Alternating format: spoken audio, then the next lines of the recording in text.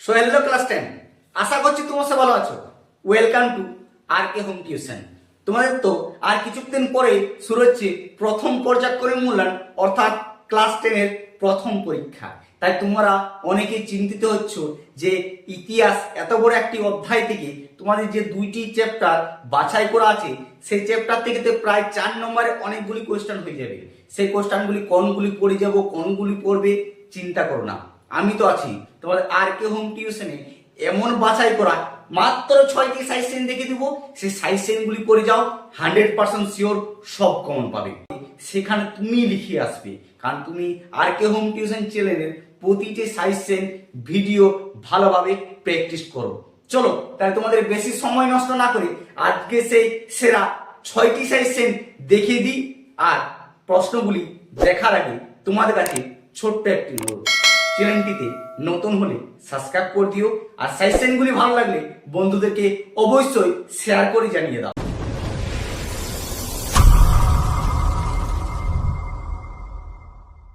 দেখো ক্লাস 10 তোমাদের যে 6টি প্রশ্ন বললাম, এই 6টি প্রশ্নের মধ্যে তোমরা লিখে আসবে, কারণ তুমি আর কে হোম টিউশন চ্যানেলে ফলো করে সাবস্ক্রাইব করে পাশে আছো। কারণ দেখো আমি যতগুলি তোমাদের আজ পর্যন্ত সাজেশন দিচ্ছি একটিও মিস যায়নি। মাধ্যমিক 2026 যারা দিল তাদের জন্য প্রচুর সাজেশন কমন মিলে গেছে, তাই তোমাদেরও প্রথম থেকে এমন সাজেশন তৈরি করে দেবো যে first unit test, second unit test এবং মাধ্যমিক 2027 জন্য প্রস্তুত করে রেখে দেবো। চলো তাহলে বেশি গল্প না বাড়িয়ে আজকের এক একটি প্রশ্ন তোমাদের দেখিয়ে দিই। প্রথম প্রশ্ন হচ্ছে, দেখো নতুন সামাজিক ইতিহাস এ কাদের আলোচনার প্রাধান্য পায়? আধুনিক কালে কারা নতুন সামাজিক ইতিহাস চর্চাকে জনপ্রিয় করে তোলে? এই প্রশ্নটি অনেক গুরুত্বপূর্ণ, ঠিক আছে? এটি প্রথম অধ্যায় থেকে ভালো করে মুখস্থ করো, ঠিক আছে? দ্বিতীয় প্রশ্নটি হচ্ছে, দেখো আধুনিক ভারতের ইতিহাস উপাদান হিসেবে রবীন্দ্রনাথ ঠাকুরের লেখা আত্মজীবনী ঝরাপাতা এর গুরুত্ব কি? এই প্রশ্নটি তোমাদের অনেক বেশি গুরুত্বপূর্ণ, কিন্তু কিন্তু প্রশ্নটি ঘুরিয়ে দিতে পারে। হয় তোমাদের থাকবে আত্মজীবনী বা জীবন স্মৃতি, হয় আত্মজীবনী নয়ছে জীবন স্মৃতি।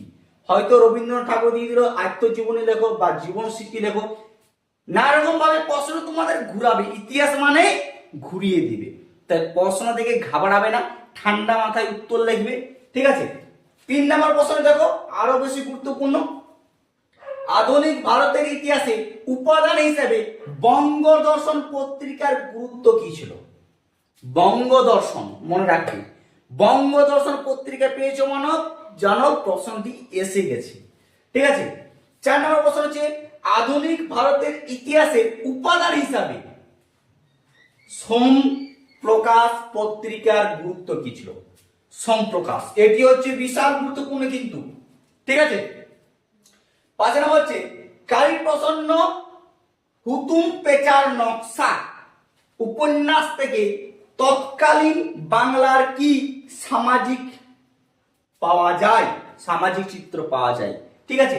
প্রশ্নটির মধ্যে ঘুরিয়ে দিতে পারা, হয়তো টিকা দিয়ে দিল বা হুতুম পেঁচা শুধু টিকাই দিয়ে দিল, বা নানা রকম ভাবে প্রশ্নটি ঘুরিয়ে দিবে, কিন্তু এই প্রশ্নটি আসার চান্স আছে তোমাদের প্রথম ইউনিট টেস্টে, ঠিক আছে? লাস্ট হচ্ছে সবচেয়ে গুরুত্বপূর্ণ প্রশ্ন, হয়তো তোমাদের হয়তো পড়ে গেছে বা দিয়ে দিয়েছে, প্রায় এই কোশ্চেনটি পাই আমি। দীনবন্ধু মিত্রের নীল দর্পণ নাটকে সমকালীন বাংলার সামাজিক চিত্র কিভাবে প্রতিফলন হয়েছিল? নীল দর্পণ, এই নীল দর্পণ প্রশ্নটি দিয়ে নানারকম ভাবে ঘুরিয়ে দিবে। বারবার বলছি, প্রশ্ন দেখে ঘাবড়াবে না, ভালো করে উত্তর লিখবে, যতটুকু জানো ততটুকু লিখে আসবে, ঠিক আছে? প্রশ্নগুলি এই 6টা দিলাম, এই 6টার মধ্যেই তোমরা কোন ভাবে এটি শিওর থাকো, আর আজ থেকে তৈরি করে দাও বাকি প্রশ্নগুলো সাজেশন